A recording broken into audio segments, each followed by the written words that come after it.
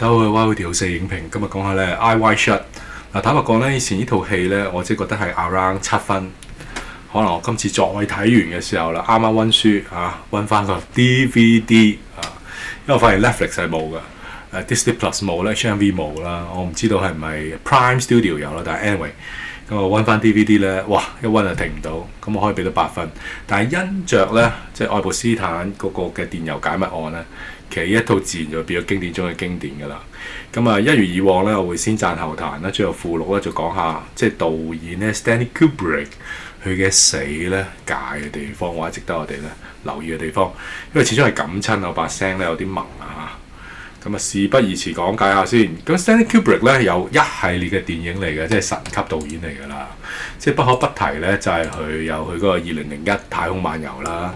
咁當中又會牽涉到咧，究竟佢冇幫過 NASA 拍過一個訪登月嘅電影咧？因為佢2001年太空漫遊咧拍得異常真實啊，當中嗰個技巧佢又借到特別嘅機啦，暗黑嘅環境之下拍得非常之真實，所以有人都會咁樣推測嘅。陰謀論嚟講，咁你講一套戲已經咁多陰謀啦，然後之後仲有拍發條橙啦，又拍過 Shining 等等啦，咁去到佢最後一個作品咧，1999年嘅 Eyes Wide Shut 咧，當紅嘅 Tom Cruise 同埋 Nicole Kidman 啦，湯告魯斯同埋老婆尼哥傑曼當其時咧個賣點就係覺得咧，哇！荷里活嘅金童玉女夫妻檔。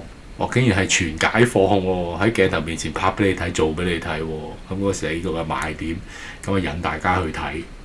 但係今次即係27年後再重睇嘅時候呢，其實套戲真係唔係咁簡單，尤其是即係結咗婚之後啦，就開始明白呢當中嗰種嘅猜度嗰種權力遊戲，無論係權貴之間嘅權力遊戲啦，定係即係兩公婆之間喺個枕室裏面嘅對話呢，都有好豐富嘅好多嘅性暗示明爭暗鬥特別就係當 Stanley 啦，導演我記得簡稱佢做 Stanley Kubrick， 叫做 Stanley， 佢真係過世嘅時候咧，心臟病發70歲1999年嘅時候，無疑係將呢套電影咧，佢講到係性權力蒙上一個神秘嘅面紗嘅。一如以往啦，先讚後彈然後最後睇下會有一個附錄啦。第一頭先我講咗嘅，即係可一不可再嘅夫妻檔嚟㗎。你而家再叫一對夫妻檔，又後生又靚即係公認嘅型男美女喎。靚佬湯衰在就係唔夠高啫，尼哥傑曼高過佢，一張高踭鞋咧，即係好似望住細佬咁樣嘅。但係 anyway， 起碼都係當其時型男美女呢個係無可否認嘅。所以當佢講到哇，仲係變咗做3級片，兩公婆咧拍埋俾你睇，除埋俾你睇，做埋俾你睇嘅時候咧，咁呢一個嘅賣點咧係大過晒所有嘢嘅。其實嗰個時候我都唔知道導演就係2001太空漫遊。而家嗰個時候咧，我先至係翻睇發條橙閃靈，我都係好多年之後咧先再睇嘅。所以其實嗰時咧對導演咧對之前嘅作品咧完全唔識，但係發更加大賣點咧，就係兩公婆剝光豬咯，就係呢啲嘢咯。但係咁多年又睇翻，梗係唔係咁簡單啦。不過要讚嘅真係，你都要再揾翻即係啲王牌一線演員咧，夫妻檔剝俾你睇咧。其實就好難㗎，即係可一不可再。我相信因為導演嘅名氣即係當佢揾湯告魯斯嘅時候睇 DVD 咧，佢仲有 special feature 啦。佢講翻佢都戰戰兢兢去見導演又一嚟嗰傑曼收到導演劇本嘅時候亦都係好興奮戰戰兢兢。即係佢話驚係驚咩咧？係驚係導演炒佢，唔再要佢咁樣咯。所以佢哋一個神級導演面前咧，即係兩公婆其實咧都好渴慕有一個演出嘅機會，或者為藝術而犧牲嘅。另一樣咧，我覺得值得讚就我翻睇咧先睇到，哇！嗰個層次嘅豐富，2個鐘頭半嘅電影咧，我自己覺得咧節奏唯一出事係最尾嗰半個鐘啫。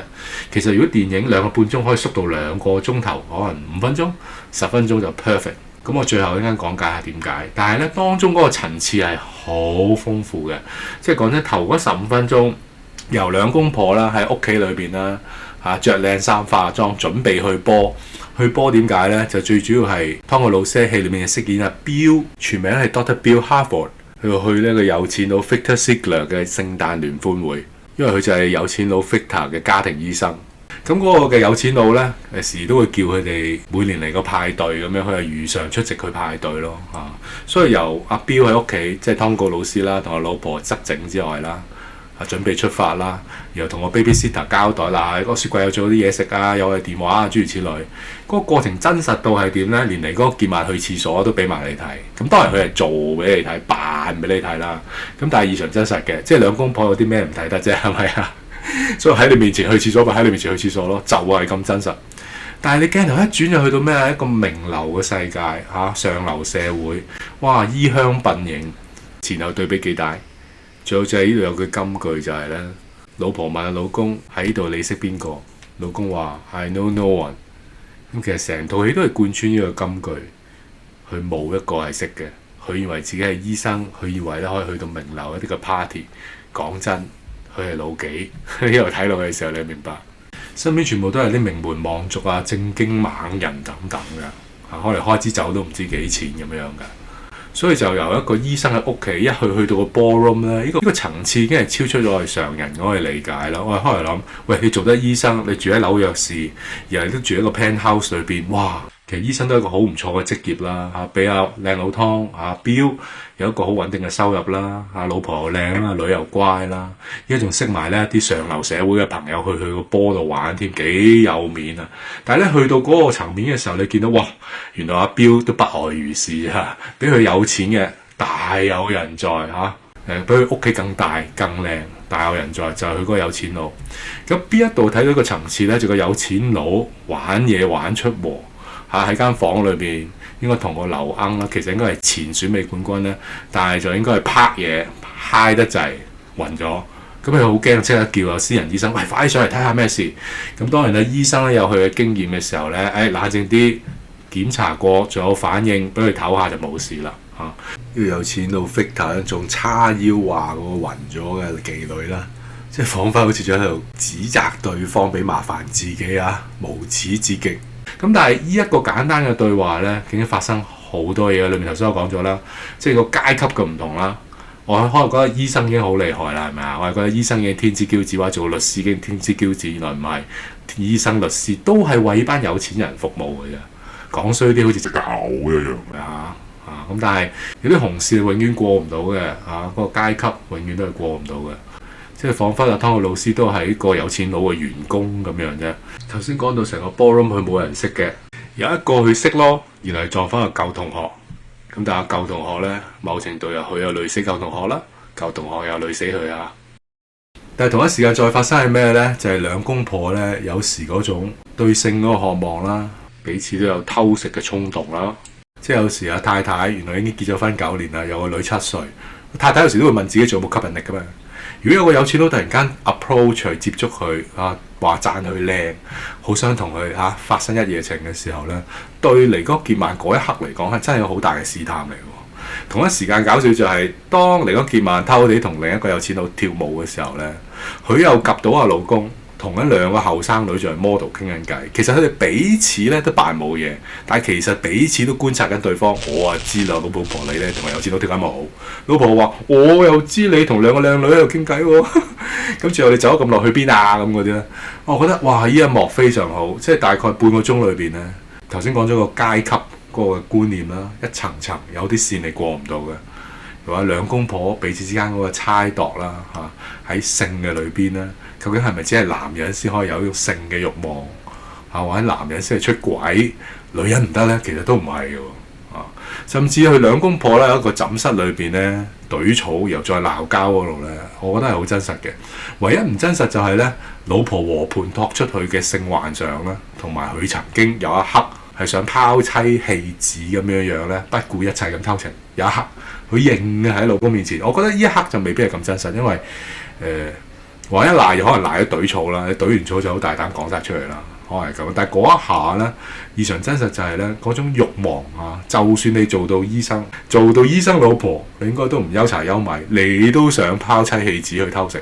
佢嗰個嘅內心嗰種內疚掙扎，同一時間咧，罪俾佢哋帶嚟嘅快感咧，係好完美咁表達出嚟一次過嗰種嘅矛盾痛苦，但係嗰種嘅快感自制不能控制唔到自己一流啊！咁喺頭嗰半個鐘裏邊咧，一切有晒。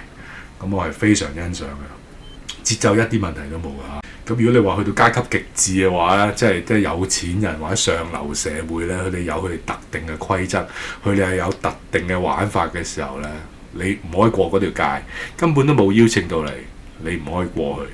咁但係唐老湯即係個重點就係電影過1個鐘頭之後就進入個戲肉啦，就係差唔多有半小時裏面靚老湯去咗個大宅啦，咁參與佢哋嘅特別嘅性派對啦。咁依家喺個嘅角度再睇翻轉頭呢，當年我哋就只係覺得係咯，一班名流或者上流社會咧有係特別嘅性派對，但係其實當愛潑斯坦電郵解密之後呢，咁我哋好明白嗰啲唔係一般嘅性派對啦。甚至我哋可以大膽咁樣去猜測落去嘅時候呢，當中點解要咁淫亂嘅性行為呢？佢哋喺度有一啲特別嘅祭祀儀式嘅，即係唔係純粹係一種濫交，唔係一種 orgy 就算啦，嗱佢透過嗰種呢一齊集體運動呢，佢係有一種嘅宗教儀式嘅，一個邪教儀式嚟嘅，咁當然啦，當你牽涉到咁淫亂嘅性派對嘅時候呢，係一個宗教儀式嘅時候呢，當中亦都有其他恐怖嘢嘅。如果睇翻愛潑斯坦案解密嘅裏邊，牽涉到人口買賣啦，有啲係不情願嘅都要做呢啲嘅性奴隸啦，可能牽涉到兒童嗰個買賣咧，兒童色情啦，牽涉到人肉市場，唔單止係個皮肉真係食咗你嗰啲啦，咁就成系列嚟講就會變得好恐怖啦。同埋電郵裏邊啲事見到 jerky。你冇牛肉乾嘅時候就 send 個 email 去問咧，你真係信只係牛肉乾咋？就要 send 個 email 去問牛肉乾唔夠啦，整多啲啦，牛肉乾好味啊，整多啲啦。咁佢哋呢種宗教儀式有啲似咧，就係聖經所記載嗰啲外邦神子嘅，其實好多有巴力啦、亞舍拉啦、摩洛啦等等嘅。So you think they're eating babies? Oh yeah, I absolutely believe. And I think this dates back like, a long time. This is Moloch worship. 咁如果拜摩洛嘅時候咧，就係要將兒童經火，即係將兒童都獻為一個祭品啊！嗰時盛行喺亞捫地嘅。咁巴力咧就係迦南神話裏邊咧掌管豐裕啦、豐收啦，同埋具繁殖能力嘅眾神之王。所以佢祭祀儀式裏邊咧係有好多廟妓啊，唔單止女妓啊，係有男妓嘅。好荒淫嘅性行為咧，去敬拜佢哋嘅巴力㗎。所以如果咁睇嘅時候咧，獻人祭咧係摩洛啦，亦都有資料顯示咧，獻人祭咧不止於摩洛，巴力都可能有嘅。咁喺個欣嫩子谷啊等等咧，喺非利士地嗰啲咧，佢哋真係會揾到兒童嘅骸骨啦，曾經被火焚燒啦嚇。咁有啲人就研究嘅時候咧，其實聖經所講嗰個嘅拜巴力。拜巴力嘅裏邊點解要獻小朋友？其實依家譬如喺嗰啲嘅非利士人嗰啲嘅遺跡啊地方咧，會揾到咧佢哋有小朋友嘅骸骨嘅，即係有時佢哋獻兒童咧俾巴力但求豐收咧，呢一個係歷史上面係不斷有發生嘅，所以有人就大膽預測，其實呢個巴力嘅宗教崇拜咧，其實有延續到去咧係暗美國嗰邊嘅。喺荷里活一啲嘅名流裏邊，佢繼續係做緊呢啲嘢。咁你喺愛潑斯坦案嗰個電郵爆料裏邊咧，我哋就可以一見真偽啦，或者係一窺究竟啦。所以一切咧，其實Daniel 所拍嘅電影咧，佢係編導於一身啦。咁有多兩個人幫佢一齊編寫劇本嘅，但係佢自己又係導演嘅時候咧，佢佔嘅比分更加重。即係俾我哋睇到，其實依家唔係純粹大開眼界嘅電影咁簡單，唔係純粹咧，即係當年嘅金童玉女肯剝俾你睇咁簡單咯。原來背後佢真係揭示上流社會佢哋有獨有嘅一種玩法你過唔到嗰條界嘅，你要埋堆咩你要有邀請嘅，所以點解電影裏邊咧，佢哋就有個 password 啦。你冇嗰個 password，你入唔到去㗎。第三樣值得讚就係嗰個人性嗰個慾望啦。咁頭先我都講咗少少，就係簡單嚟講出軌咁計啦。咁就算你貴為醫生太太，佢都想有出軌嘅衝動。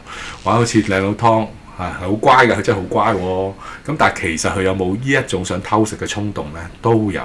咁尤其是咧，當年我睇嘅時候未結婚㗎嘛，係嘛？咁你而家結咗婚之後再睇咧，哇就會覺得好真實只不過就係咪咁樣係兩公婆和盤托出嗰度有保留，但係因為佢懟咗草啊嘛，咁懟咗草梗係互片嘅啦，咁咩都講晒出嚟好誇張。咁老婆即係嚟嗰件馬咧戲裏面就叫 Alice 啦，咁佢承認咧，佢曾經有一次咧就對一個 naval officer 海軍有時着晒 suit 好型㗎嘛，對佢有性幻想咁樣。咁所以呢套戲自此之後咧，就係靚老湯咧就覺得被傷害。咁好多時候個腦裏邊咧就喺度幻想緊，佢就自己又幻想老婆咧同嗰個嘅海軍行埋一齊不斷喺床上面翻雲覆雨，其實冇發生嘅。咁但係個畫面上面就黑白啦，表達緊靚佬湯喺度幻想緊佢老婆對佢不忠啦。所以就更加推動到佢，既然咧你做初一，我就做15，所以佢就試咗第一次嘅偷食。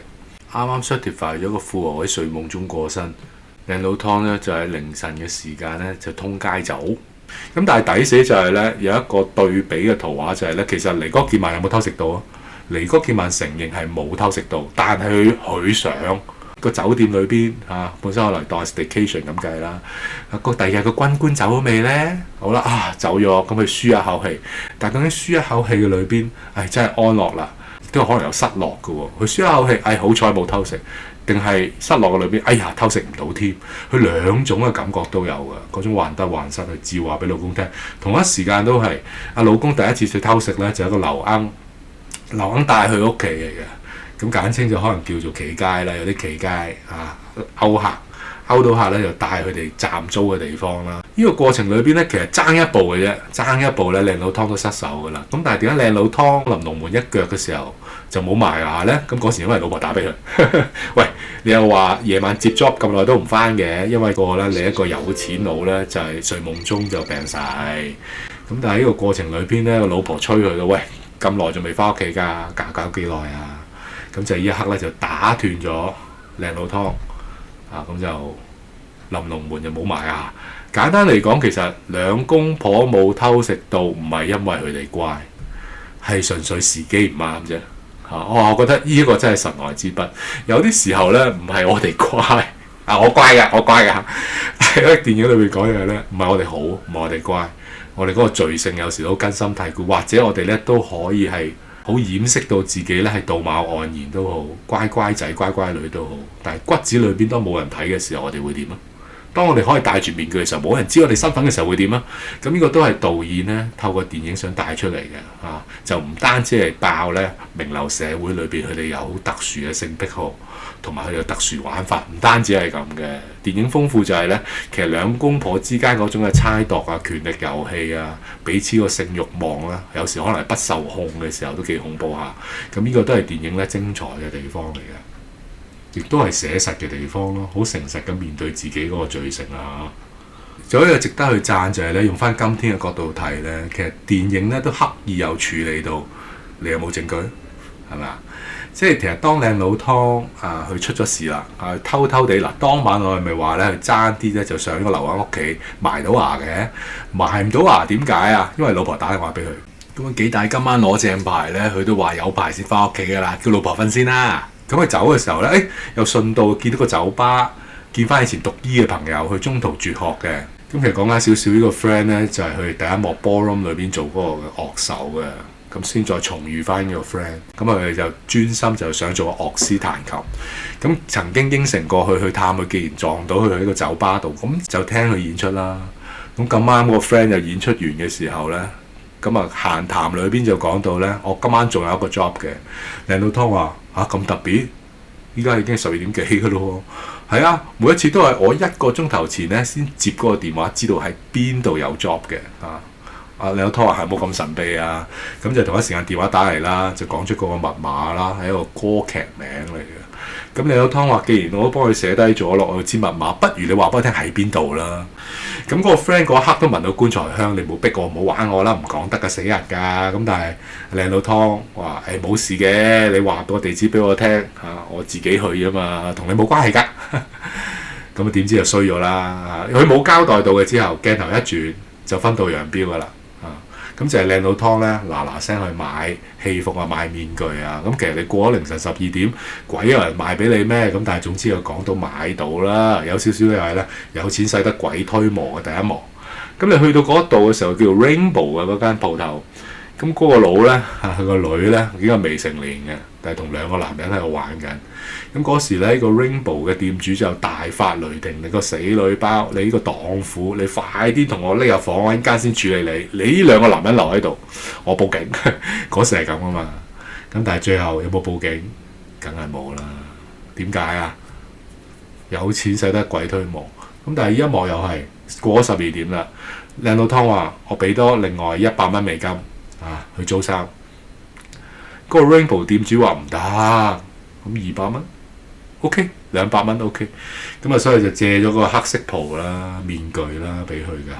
好啊，咁就鏡頭一轉咧，就去到成套戲嘅高潮啦。去搭的士啦嚇，然後就叮囑個的士又俾多啲錢你喺度等我，話係等10分鐘，話係等1個鐘，總之你等我啦。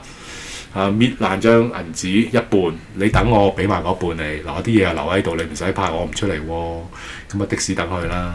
咁嗰個大宅裏邊嘅看更咧，或者守衛咧，知道佢講得出個密碼都俾佢入去。其實嗰個時候咧，我哋都諗有冇咁順利咧？咁點知真係唔順利啊嘛。咁佢話唔順利又好合理嘅喎。第一，佢嗰件大袍入邊有張單有晒佢個名嘅，知佢係乜乜醫生。你係乜乜醫生？身份地位夠唔夠高先？你達到個門價未先？頭先都講過啦，醫生、律師都係嗰啲名流望族嘅狗嘅。你呢個咁嘅身份，咩新鮮蘿蔔皮可以入到嚟同我哋玩啊？呢個第一。第二，所有嗰啲名流名媛，佢哋都有佢哋自己私家車司機載佢哋入去㗎啦。你只係坐的士嚟啫喎，係咪有問題啊？所以咧，綜觀呢兩方面嘅時候咧，其實靚佬湯其實都九死一生㗎啦，咁一入到去咧，梗係左顧右盼，周圍睇啦，咁就有唔同嘅真人 show 喺度表演啦。有啲似咩咧？我聽翻啫，我冇去過，我聽翻啫。即係你有時去泰國旅行咧，以前都興就係話，有冇興趣睇真人 show？即係簡單嚟講，真人 show 就係即係四仔做俾你睇咯。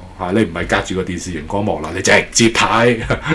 咁就嗱，平民窮人有平民同埋窮人嘅睇法玩法平民夜總會，有錢人有有錢人嘅玩法。咁你睇下你係玩邊種？但係我想講嘅就係，既然如果係平民都有平民嘅睇法玩法嘅時候，以前九龍城寨嘅都有啦。咁一樣啦。到今天，當講到上流社會都有佢哋特殊嘅玩法、性派對、性癖好嘅時候呢，一啲都唔意外啊！咁尤其是有愛潑斯坦電郵解密嘅時候，咁更加唔意外啦。咁當阿靚佬湯左顧右盼嘅時候呢，咁我哋就去到一個壇位啦，引入壇係咩呢？當佢周圍睇嘅時候呢，咁有其中一個係祭祀儀式裏邊嘅幾廿個靚女圍住一個祭司啦，其實佢搞到好似天主教儀式咁嘅，有嗰啲香喺度搖啊，又喺度講拉丁文諸如此類啦，我諗係拉丁文啊。但係其中一個靚女去認得靚佬湯，知道係醫生標，咁呢個係第一個壇位嚟嘅。佢戴住面具，佢冇講到嘢。咁呢個靚女又點知道佢就係醫生標咧？而呢個靚女就係靚佬湯差啲做咗佢恩客嘅幫襯佢嘅，但係就因為靚佬湯太太臨尾打嚟嘅時候咧就中斷咗臨龍門一腳就冇埋牙。咁呢個女士咧嗰時咧佢覺得靚佬湯好好，分明都未開始服務過咁但係靚佬湯照俾錢。咁呢個恩客咧好尊重呢啲嘅妓女啦。咁所以個妓女咧就將佢咧記咗喺心裏邊，都話俾佢個室友聽㗎。咁但係問題就係咧，當呢一個嘅妓女，亦都係前選美冠軍嚟嘅。當佢知道嗰個係靚佬湯或者醫生標嘅時候咧，就提佢快啲走啦，你有危險。咁個問題就係都係咯，佢戴住面具又冇講過嘢，你點知嗰個就係靚佬湯咧？咁佢提過佢一次，提過佢2次，咁點解 model 會知道靚佬湯身份咧？網上啲師兄都解釋翻咧，就係因為靚佬湯大褸入邊咧有一張借衫嘅單據，有佢個名啊。咁佢又咁奇怪，只係坐的士嚟咧，大家達官貴人有自己私家車，有司機，所以有可能咧個傳言咧已經喺唔同嘅人士裏邊喺度傳緊㗎啦。咁啊咁啱咧，呢個 model 聽到啦，就幫佢咯。靚佬湯話：我想知你係邊個，咁梗係唔俾得你除面具啦，大家都死嘅喎。但係嗰刻已經太遲啦，有一個侍從戴面具咧就嚟借故就話：你的士佬喺度叫喎。靚佬湯就跟住呢一個侍從啦，點知就俾佢帶去大廳，因為身份揚咗啦，叫佢講密碼 Fidelio。第一個密碼講到，叫佢講第二個入屋嘅密碼，其實昆佢嘅，冇第二個入屋嘅密碼嘅。咁但係靚佬湯話我唔知嘅時候就輸咗啦。咁就要斥令佢除面罩，亦都斥令佢咧當眾要去剝光豬嘅。即係如果係咁嘅時候咧，即係不但身敗名裂啦，亦都喺你身敗名裂之前要誅心。即係如果唔殺你嘅，你都知道大鑊啦。咁多人認到你，你喺咁多人面前剝光豬。所以呢個時候就到第二個壇位啦，就係嗰個前選美冠軍亦都係變咗做流鶯嗰位咧。放開佢 ，let him go。咁話佢自己頂上啊，佢話我 redeem 佢，我代贖。啲人話真係知道代贖係有咩後果，佢話知啊，咁啊好啦，咁既然有人頂替你個位，你走啦啊，咁我放咗靚佬湯，咁靚佬湯就如常翻屋企。即係替另一個人死咧，替佢代死咧，其實係好難嘅。咁就算靚佬湯點好都好啦，解釋唔到點解個妓女要咁樣去咁瞓身幫佢咯。我所以個係一個彈位。咁當靚佬湯翻到屋企嘅時候咧，咁啊嘈醒咗個笑緊嘅老婆。咁然後咧，呢個就係第二次咧嚟嗰見晚咧，就坦誠我喺夢裏邊有耳夢，就係發翻咧同嗰個海軍軍官喺度搞嘢。咁呢一部分咧，因為你食咗大麻你嗨，咁你就自爆啫。但係今次你發夢嘅裏邊，你發個耳夢就係笑出聲，然後仲同老公講咧，咁呢下我又覺得有啲揦過嘅，冇乜可能。但係 anyway 啦，當中佢嘅意思就係咧，有時可能日有所思夜有所夢啦。另一方面咧，其實除咗係同個軍官搞埋之外咧，其實佢仲發嗰個嘅夢咧，其實係噩夢嚟嘅，因為同其他男人搞埋一齊嘅。雜交派對嚟嘅，咁咁啱就係靚佬湯啱啱先去完嗰個嘅邪教性愛派對，咁佢翻到嚟老婆又發個咁嘅怪夢，一來有可能阿老婆咧就感受到老公有嘢啦，即係女人啲直覺有時好勁噶嘛；二來呢個夢咧某程度可能都係回應翻阿老公咧，其實佢偷偷地就係去嗰個性派對本身係尋刺激嘅，咁當然一樣啦，想尋刺激咁啊尋出禍啦，最後都尋唔到嘅。咁老婆覺得自己曳曳，但係曳嘅裏邊咧都係喺夢裏邊，所以覺得係個好強烈嘅對比嚟嘅，即係兩個都想曳，咁啱又再一次曳唔出咁解啫。咁成個故事咧，我自己角度咧就大概係3日嘅啫。第一晚去個 ballroom 嗰度啦，見翻個老友啦，咁第二晚去翻個酒吧撞得翻個老友，知道原來有個特別嘅性派對啦。咁去到第3日嘅時候，佢又想抽絲剝繭。揾翻佢個老友揾翻個救佢嘅劉鶯啦，咁係3日嘅啫。咁我自己覺得要彈嘅就係呢，其實大家都估到你冇任何嘅證據證明嗰班名流上族係有佢哋特別嘅性派對啦、性癖好啦，甚至係嗰啲嘅邪教祭祀儀式，你冇任何證據嘅，你邊有證據啫？甚至佢想揾翻佢個朋友，揾翻嗰個劉鶯幫過佢嘅都好啦，揾唔到佢哋。咁其實呢一部分我覺得唔需要用半個鐘去交代。咁但係電影咧就用半個鐘，咁我覺得嗰個節奏係慢得滯啦，好可惜。所以2個鐘頭半電影咧，如果 cut 到去變咗用2個鐘多少少就 perfect。其實最後有一幕嘅，佢又見翻咧，即係第一幕 ballroom 裏面嘅有錢佬啊，即係第一幕個有錢佬咧玩劉鶯，個劉鶯中毒暈咗咧 Victor Ziegler 亦都係同一個人咧，應該係第一個或者最早嘅時候咧，喺個淫亂派對就認得出醫生。因為向佢點頭啊嘛，即係佢哋有佢哋嘅方法咧，互相咧傳送線報啦。咁個有錢佬不斷去提佢，其實我幫緊你嘅咋咁但係其實呢方面，我覺得嗰個位咧就多咗，其實唔需要講，大家都知道咧，大把人喺度監察緊靚佬湯啦。尤其是係識得靚佬湯，佢剝咗面具啊嘛，當中咁你識得佢嘅，幫我監察佢，咁啊大把人係及住阿靚佬湯啦。咁呢啲唔需要再解釋啦。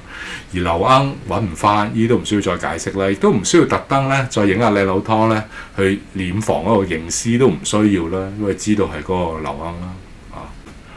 我自己咧時停留咗嗰個印象咧，電影完係點完法咧？就係當阿靚佬湯搽咗一大個圈之後。嗰個有錢佬叫佢唔好再玩啦，唔好再搞啦，見好就收啦。咁佢事實上兜咗幾廿個圈之後咧，揾唔翻個朋友，揾唔翻個劉鶯。咁佢翻到屋企嘅時候，見到老婆枕頭上面有咩啊？老婆喺張床度瞓緊，喺佢靚佬湯自己枕頭上面就有佢嗰個面具啊嘛。即係代表咩啊？即係代表嗰啲人入過屋企咯。即係代表嗰啲人咧隨時可以對你不利。亦都可以代表嗰啲人咧，已經喺屋企裏面咧裝晒鏡頭裝晒偷聽器。This man follows me, she said. He taps her phones, and he's very, very evil, and she doesn't trust him. 自此之後咧，你嘅人已經唔屬於你啦。咁嘅意思係一個好明確嘅恐嚇嚟嘅。你再嘈咧，唔單止喐你，喐埋你屋企人。咁所以嗰個時候咧，阿靚佬湯就 break down 崩潰咗，就喊。就話咧會同阿老婆磨盤托出講晒所有嘢。咁老婆聽完佢嘅時候咧，其實都嬲老公啦嚇。我話我有性幻想啫，對嗰個軍官，但我冇做到啊嘛。但係你依家你有做到啊嘛，想入伙，但係只不過做唔成咁解啫嘛嚇。當然你可以講其實兩公婆各有各衰嘅，咁但係咧佢哋都咁樣和盤托出嘅時候咧，其實我覺得嗰一幕可以完。咁但係佢咧仲要加多幕就係，既然應承咗阿女呢套係聖誕電影嚟㗎嚇，因為講緊聖誕前夕同阿女買聖誕禮物。咁喺買聖誕禮物嘅過程咧，咁喺嗰個嘅 department store 裏邊，靚佬湯同阿尼哥傑曼仲有一個最後嘅對話。其實我覺得個對話咧喺翻佢哋個枕室，喺翻嗰張牀上面講，其實就 perfect 㗎。但係佢哋要拖到去 department store 都有佢意思嘅。咁但係我又覺得個節奏唔夠明快咯。臨尾咧有啲鬼佬師兄咧去解讀啊，即係細路女買玩具嗰度咧，好似係跟咗兩個嘅鹹濕伯父走咗去咁樣，即係無形中係咪兩公婆咧獻出去自己個女咧，又俾人哋去壓伴咧？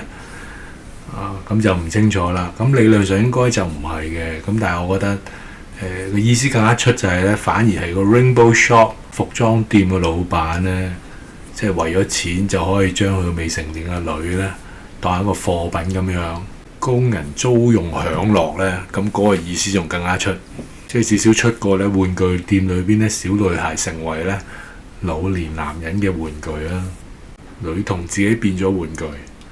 講翻最後兩公婆對話，嗰個對話好有意思嘅，即係你有湯問，咁我哋而家點算？老婆就話其實我哋要感恩，仲有條命。如果即係老公你所講，你講到係咁恐怖嘅時候，上流社會有啲界我哋唔應該過，你過晒，人哋要俾埋警告你一次兩次，其實唔知仲有冇第三次喎。我哋而家仲有條命嘅時候，原來人哋已經入咗我哋屋嘅時候，仲係留我哋有活口嘅時候，我係要感恩，好好地活下去就算啦。咁同埋仲有一番説話就係呢，即係一晚嘅嘢已經叫我哋咁難受啦，何況係成世人呢？一晚嘅事實，一晚嘅真相已經叫我哋吃不消咯。咁何況係人生流流長呢？哇！我覺得呢一句説話都好有意思。但係個問題就係個選擇留翻俾我哋啦。既然真相係咁大壓力嘅時候，或者咁危險嘅時候，我哋會點樣選擇呢？會唔會就係選擇既然都係咁難頂，既然都係咁危險，算啦，唔好理啦。今朝有酒好今朝醉啦。所以最後老婆就講一句：我哋有樣嘢好緊要做嘅。老公問咩？咁啊，尼哥傑曼就答 F， 我哋要翻去 F。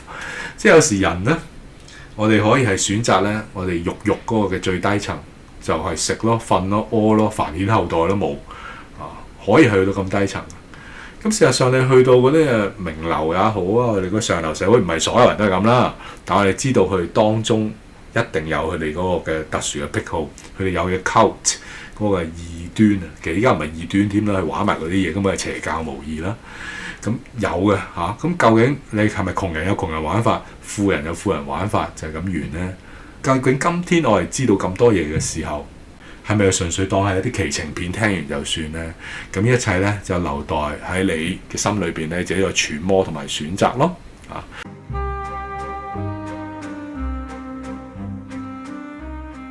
咁最後附錄就係咧，導演寇比克 Kubrick 佢公映嗰一年呢，就係心臟病發。咁嗰個尷尬位係咩呢？呢套電影呢，係1999年公映。Kubrick 咧係死於3月7號嘅，咁佢6日之前咧先啱啱剪輯好佢嘅 I Wide Shut 就俾電影公司，咁6日後3月7號咧就過身啦，心臟病發70歲。其實心臟病發咧係好容易可以係誘發嘅即係如果你睇翻 CIA 手冊咧，係可以有啲人為嘅心臟病嘅，好容易嘅啫。咁但係當然我哋冇證據啦，就好似電影所講，我哋有實質證據咩？好多嘢我哋都冇證據嘅。但係就好有合理嘅懷疑同埋太多嘅巧合啦。咁我聽翻 DVD 嘅 special features 咧，其實而家藍光碟黑人憎就係藍光碟都冇 special features， 冇搞錯啊！即係嗰啲嘅製作特輯啊。咁你係需要以前 DVD 翻嚟有咁如果你而家有興趣咧，你要去翻 YouTube 睇。咁聽翻其實靚佬湯同阿尼哥傑曼咧，即係對導演啦有敬有愛咁樣啦。咁但係講到尾咧，佢哋講嘅嘢都係啲好官腔、好客套嘅説話。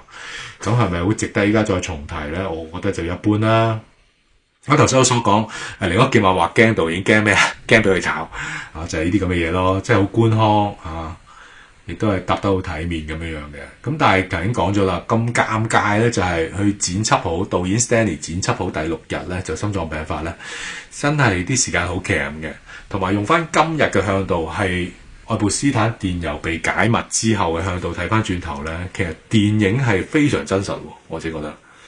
甚至可能係冰山一角啫，佢俾得你睇嘅，佢所揾到嘅資料，然後寫得出嚟，再俾得你睇，拍得到嘅咧，其實可能都冇1/10，我相信係咁樣樣。譬如如果真係有人肉市場，即係既然你都可以兒童造星路嘅時候，你知道佢哋嘅效果係點樣樣噶啦，之後仲有啲乜更加凄涼嘅嘢等住佢哋。所以如果你想知道更加多嘅時候咧，你就睇Sound of Freedom。Sound of Freedom 咧就係俾荷里活打壓嘅原因，因為實在太真實講出咧，即係美國南部邊境係不斷咧係有人口販賣一樣嘢，咁被販賣嘅兒童佢哋最後都係會成為性奴啦，好凄涼啦。咁甚至愛潑斯坦案所顯示嘅唔單止成為性奴啦，即係可能同仲畜生一樣啦，任由宰割咁樣好凄涼。所以啦，既然套電影咧，佢真係夠膽爆上流社會某一面嘅時候咧，就算係一個好出名嘅導演都好啊，你踩到人條尾，亦都呢個係千真萬確嘅事啊，係嘛？咁仲要係咧剪輯好之後咧，第6日死咧，呢個真係非常特別。咁當然啦，時間關係咧，我就冇可能咧喺度逐部分咧就講電影裏邊咧有冇一啲暗示啊，或者符號啊，即係講到光明會啊、共濟會嗰啲儀式嘅細節啦。咁但係坊間就不斷流傳咧，其實依家2個半鐘頭電影咧，仲有神秘的20分鐘嘅。咁但係呢神秘的20分鐘去咗邊咧？係咪就係頭先嗰啲有光明會、共濟會嗰啲嘅符號啊、特殊儀式細節咧？咁就唔知道啦。不過講真啦，咁你就算黑社會入會咧，佢哋都有佢哋嗰個特殊儀式噶嘛。咁有時咧，坊間要知道嘅咧都係難嘅，仲要拍得出嚟都危險嘅。所以用翻呢個向度嘅時候咧，即係Kubrick 佢面對嗰個壓力同埋難處又係真實嘅喎。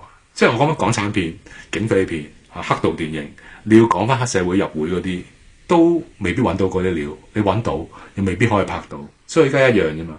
依家真係俾你揾到嗰啲名流望族佢哋嗰啲嘅特殊性聚會邪教儀式，你係咪真係揾到先？你係咪真係揾到先？你揾到之後係咪真係可以拍到先？同埋咧，往往就係導演喺度電影裏邊頭先都講咗啦，讚位就係你有冇證據咧？你冇證據，你點都冇可能有證據嘅。你冇可能有證據證明佢哋嗰個嘅特殊性派對喺嗰個地方嗰個時間發生，你冇證據嘅。就算你嗰2個朋友死咗嗰個劉鶯啦，嗰個樂師死咗啦，你都冇證據嘅。你所有嘢都係靠推敲出嚟啫嘛。咁其實同翻係今天一樣嘅，好多時候冇證據，邊有證據啫？即係當名門望族有錢人，佢哋要掩蓋一啲嘢嘅時候咧，你冇符嘅喎，即係唯有愛潑斯坦嗰個電郵解密咧，我哋先知道就咁恐怖咯。咁正正就係導演嘅死一樣，我哋都係冇證據嘅。咁但係依家又更加係撲朔迷離啦。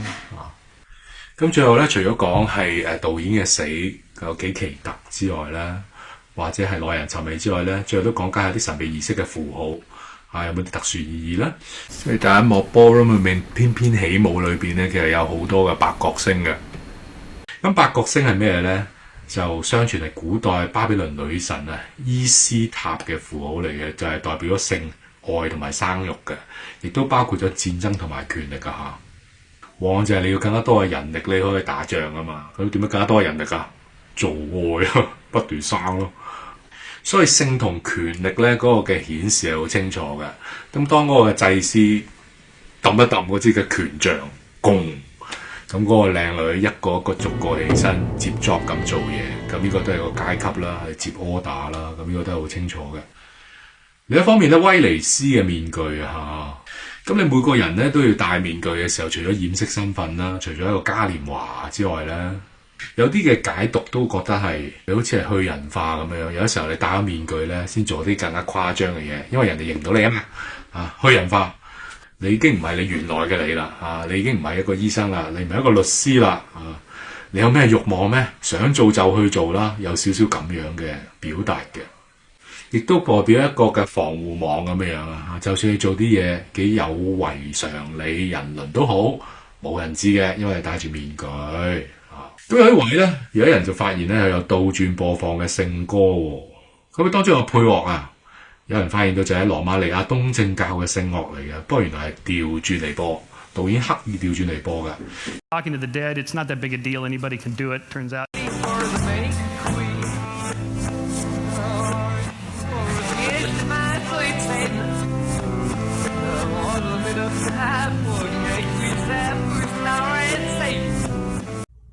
And what you see is a woman. Yeah, right here. 咁喺神秘學裏邊咧，你調轉咧就代表咗褻瀆啊，魔鬼崇拜。咁事實上咧，喺啲黑膠唱片咧啲魔鬼崇拜嘅裏邊，你調轉播嘅時候咧，係真係會聽到啲嘢嘅，好特別嘅喎。咁當然唔係每一張片都係咁樣啦。咁但係喺電影裏邊咧，就用呢個倒轉播歌咧，代表褻瀆同埋魔鬼崇拜啦。簡單就係反傳統、反道德。咁再進一啲去講咧，就係代表咗褻瀆同埋魔鬼崇拜啦。咁我哋之前有講到咧，靚佬湯要有一個密碼咧，先可以入到個大宅裏面參與個性派對嘅，咁叫 Fidelio 費德里奧啊。咁費德里奧係一個歌劇名嚟嘅，戲劇裏面就係講一個忠貞嘅老婆咧點樣冒險要勇救老公嘅。咁但係咧，正正就係導演就用咗 Fidelio 咧做一個邪惡派對嘅 password 啊，咁真係極盡諷刺之能事。即係依家醫生標入去咧，正正係尋刺激㗎嘛，係要偷食，係要不忠㗎嘛。咁但係個密碼咧，偏偏就係同忠貞有關係嚇。最後咧，靚佬湯咧係去嗰個 Rainbow 店鋪咧買服飾嘅。咁 Rainbow 符號學嚟講咧，佢可以代表幻覺啦，或者代表另一個世界啊。其實電影裏邊有講到㗎，戲初嘅時候咪有兩個靚女喺個 ballroom 同阿靚佬湯傾偈嘅。我哋而家去到彩虹嘅盡頭，你想知道彩虹嘅盡頭有乜嘢啊？咁就係嗰個咧，門面上面可能係好光鮮嚟租衫啫，但係台底之下咧係好多污糟邋遢嘅勾當。只要你俾得起錢就得噶啦，就算佢個女都冇所謂。咁其實呢個暗示咧，亦都 match 翻好多嘅見證喎。有一啲嘅 case 係話咧，係個爸爸 Papa tells us to hold the knife, and then he puts his. 帶住自己未成年嘅小朋友參加嗰啲邪教儀式派對嘅，可能俾佢自己嘅細路咧被侵犯咁樣，好恐怖。咁正正就係 echo 翻呢個 Rainbow 嘅老闆就係做埋啲咁嘅嘢。最後咧做個儀式咧就係三角形嘅排列啦嚇，喺儀式裏邊咧戴面具嘅女性咧企咗個圈嘅，咁個祭司就企喺高處啦。咁好多時候咧，如果用嗰個祭司做一個中心點咧，咁好多時候就畫出唔同嘅三角形啦。咁呢個好典型嗰啲秘密集社，好似呢個光明會常用符號嚟嘅喎，即係極少數嘅人咧就係管理住大部分嘅人嚇。咁咧時間關係咧，就拋磚引玉咧，講到呢部分啦。如果大家有興趣嘅咧，可以自己繼續 fact check 同研究嘅。如果你歡迎上去分享，請 like、share 同 subscribe。多謝各位，拜拜。